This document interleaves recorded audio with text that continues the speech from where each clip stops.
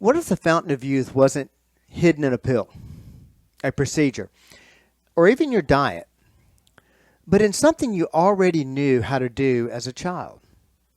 What if keeping your body young wasn't about grinding harder in the gym, but about rediscovering something most adults have long forgotten? Play. Research now shows that one of the clearest divides between those who thrive as they age and those who deteriorate isn't years, it's movement. And not just movement, but spontaneous, joyful, unscheduled movement. Why do kids bounce and adults stiffen? And what can we learn from that shift? All that and more today on the Personalized Fitness Podcast.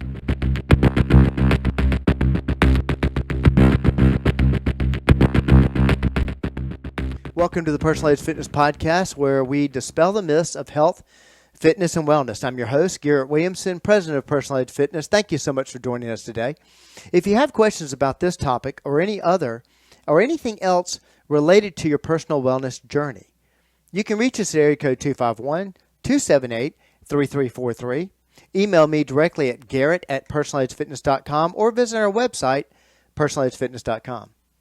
Don't forget to follow us on Facebook at Personalized Fitness or X at Team PE. Hey, if you enjoy what you're hearing, please like, follow, and share this podcast with anyone you care about. Because if you're learning how to stay young, so should they. Let's get started. Let me ask you something. When was the last time you played? Now listen, I don't mean went to the gym. I don't mean did a planned workout, ran your 3 miles, or checked off your move goal on your watch. I mean ran for the fun of it. Danced in your kitchen. Jumped into a game of tag with your kids or grandkids. When was the last time movement felt spontaneous?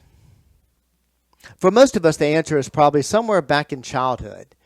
And it turns out that may be one of the biggest factors in whether we stay youthful or begin to deteriorate. A study published in Frontiers in Public Health found that kids naturally log 3 to 5 hours a day of moderate to vigorous physical activity, most of it through unstructured play. Compare that to the average adult. Maybe 30 minutes of structured movement and hours of sitting, driving, emailing, watching, scrolling. Not because we're incapable, but because we've scheduled our way out of play. There's a common misconception that play is for kids, and that as adults we outgrow it. But the human body doesn't know childish or mature. It knows stimulus. It knows variety. And it knows what it's asked to do. And as important, it knows what it's not asked to do. Studies from the Journal of Aging and Physical Activity have shown that older adults who engage in lifelong recreational play have better agility, balance, and neuromuscular function than those who rely solely on traditional, repetitive gym routines. Not because they're younger, but because they've never stopped challenging their bodies in joyful, spontaneous ways. Another study in British Journal of Sport Medicine found that adults who really played, had lower inflammatory markers, better memory, and improved cardiovascular health than their treadmill-only counterparts. It wasn't intensity. It was variety, joy, and cognitive engagement that made the difference. Here's where it gets even more interesting. Play reduces cortisol, the stress hormone that accelerates deterioration, what we usually call aging. When we laugh, explore, and move with delight, our bodies release endorphins and dopamine. We literally feel younger because chemically we are. A meta-analysis in psychoneuroendocrinology confirmed it. Adults who regularly engaged in leisure-based movement had significantly lower cortisol, better immune response, better balance, better agility.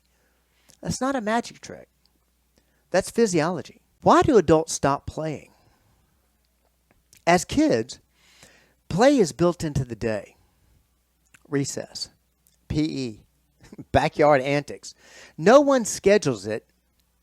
It just happens. Adults, though, we schedule everything. And ironically, the more we try to be productive, the more we abandon the very thing that keeps our bodies functional, which is free, varied movement. We replace playgrounds with desks, ball games with meetings, spontaneous laughter with back-to-back obligations. And the body adapts. Not because of time passing on a calendar, not because we age, but because of habit. Hip flexors tighten. Posture slumps. Balance fades, not because you're 45, but because you're sitting for 9 hours a day and haven't twisted your torso since the last time you played dodgeball in high school. Play preserves the body. One standout study from the American Journal of Lifestyle Medicine found that adults over 60 who engaged in playful antics, martial arts, dancing, obstacle courses, had bone density and reflexes compared to people 20 years younger. This wasn't about genetics or fancy equipment. It was about doing what the body is designed to do. Move creatively, dynamically, and often. So what do? Simple. Play on purpose.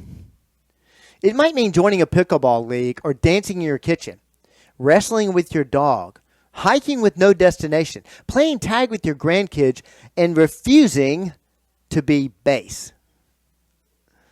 Don't schedule movement to burn calories. Reclaim it as a form of living, because when movement becomes joyful again, so do you. If today's episode made you reconsider the last time you really played, I encourage you, don't wait for permission. You were built for this. You were made to move. If you're not sure where to start, give us a call. You can reach us at area code 251-278-3343. Shoot me a message at Garrett@personaledgefitness.com or connect with us online at personaledgefitness.com, on Facebook at Personal Edge Fitness, or on X at Team PE. And if you liked what you heard, please subscribe, leave a review, and share this episode. Your friends may need recess too. You're not losing your ability because of a birthday. You're losing it because the world convinced you to stop moving the way your body loves to move. But you can flip that switch anytime you choose. Because remembering how to play isn't childish. It's one more way Personal Edge Fitness helps you reach your level of wellness. Thank you so much for joining me today. I'll see you next time.